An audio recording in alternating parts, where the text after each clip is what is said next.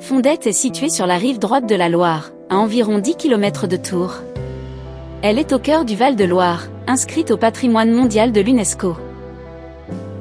Le jardin botanique Noro, Wiesbaden, inauguré en 2018, est un espace de 2600 m² situé au cœur de la ville dans le cadre d'un projet de réaménagement urbain, nommé en hommage à la ville allemande jumelée avec Fondette depuis 1975.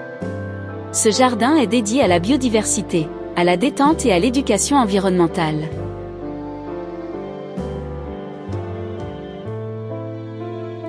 Il possède des arbres remarquables, tels que le cèdre du Liban et le séquoia, une aire de jeu pour enfants et un parc animalier abritant chèvres naines, poules, perruches et autres animaux. L'aménagement paysager est doté d'une roseraie, d'un jardin des senteurs ainsi que 1200 arbustes.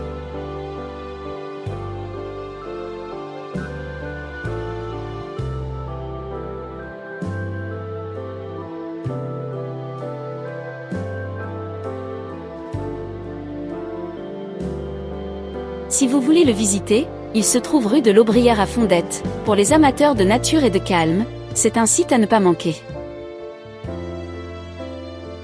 La halle de la Morandière est un espace modulable qui constitue un élément central pour les événements et le marché de la commune. Inaugurée en 2018, elle s'inscrit dans un vaste projet de réhabilitation du centre historique comprenant également le jardin botanique et un grand parvis.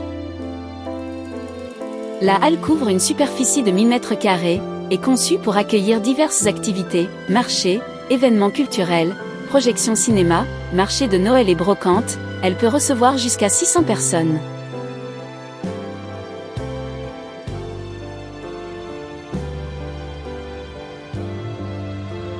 La commune couvre environ 31 km², sa population de 11 000 habitants s'appelle les Fontois. L'église Saint-Symphorien est dédiée à un martyr chrétien du IIIe siècle.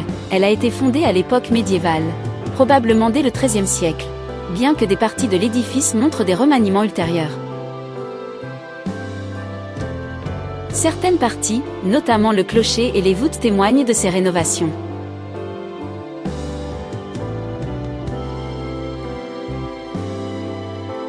Elle mêle des éléments d'architecture romane et des touches de style gothique en raison des diverses phases de construction. Le clocher visible de loin est un élément distinctif. Il s'agit d'une structure élancée qui surplombe le village. La nef principale est relativement sobre, mais elle est mise en valeur par des voûtes et des arcs en pierre.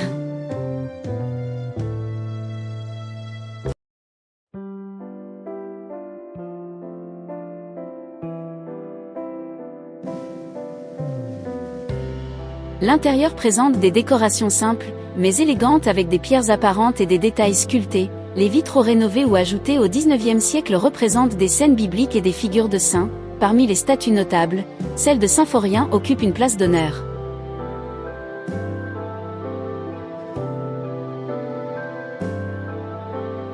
Aujourd'hui, l'église fait partie de la paroisse catholique locale et accueille régulièrement des offices, notamment pour les grandes fêtes chrétiennes, Pâques, Noël, etc.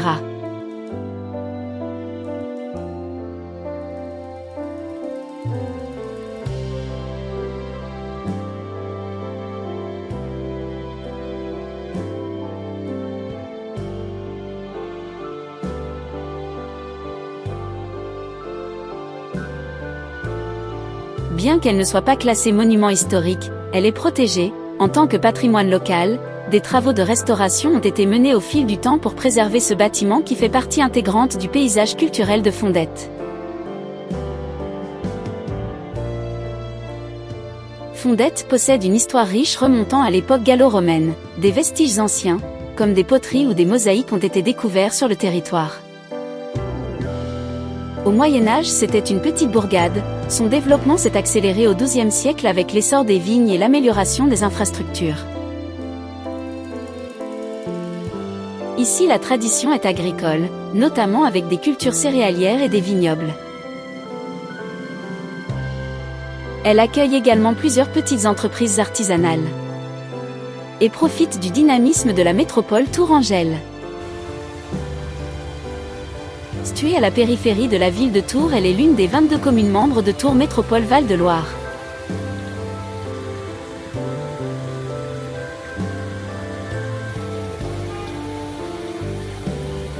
Située sur la rive droite de la Loire de par son relief, sa géologie et son environnement, elle est profondément marquée par la présence de ce fleuve. Son histoire est également associée à cet axe fluvial quand une batellerie initiée au XVIe siècle par la construction d'un premier port à l'embouchure de Choisy, affluent ligérien, se développe au cours des 3 siècles suivants avec l'installation de 3 autres ports sur les bords de Loire.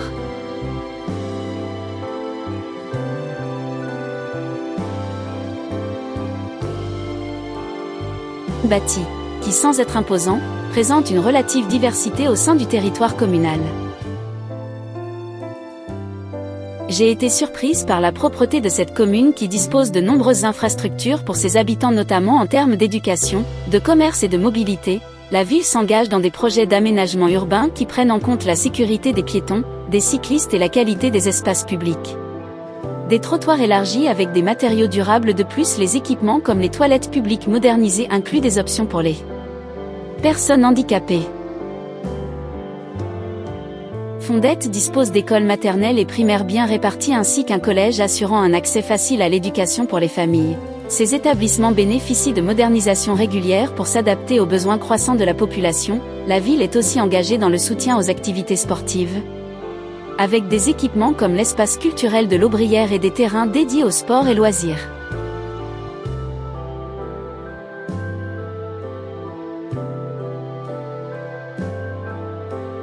La ville développe des initiatives pour favoriser des déplacements sécurisés et durables, notamment avec des stations recharge pour vélos électriques et des kits de réparation à disposition. Ces projets s'inscrivent dans une vision de mobilité respectueuse de l'environnement.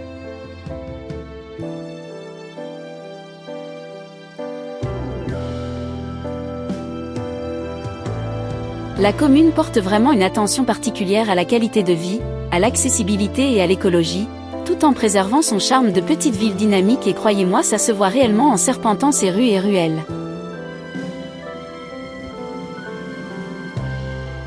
Cependant, comme toute ville en développement, certains ajustements peuvent encore être nécessaires pour équilibrer le dynamisme urbain avec la préservation de son identité rurale et historique et rester une commune attractive tant pour ses habitants que pour ses visiteurs en quête de sérénité et d'authenticité.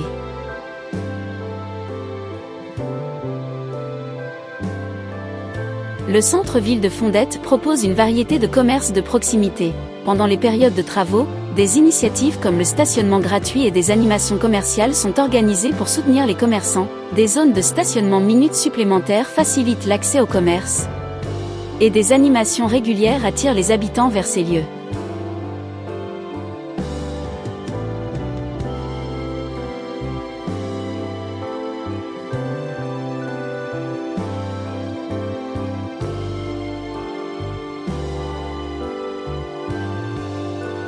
Pour conclure, j'ai aimé cette commune qui allie harmonieusement bien la tranquillité d'un cadre naturel préservé à la modernité d'une ville en pleine expansion située à proximité de Tours, d'où les points forts sont sa qualité de vie, le dynamisme local, l'engagement environnemental et urbain et son patrimoine.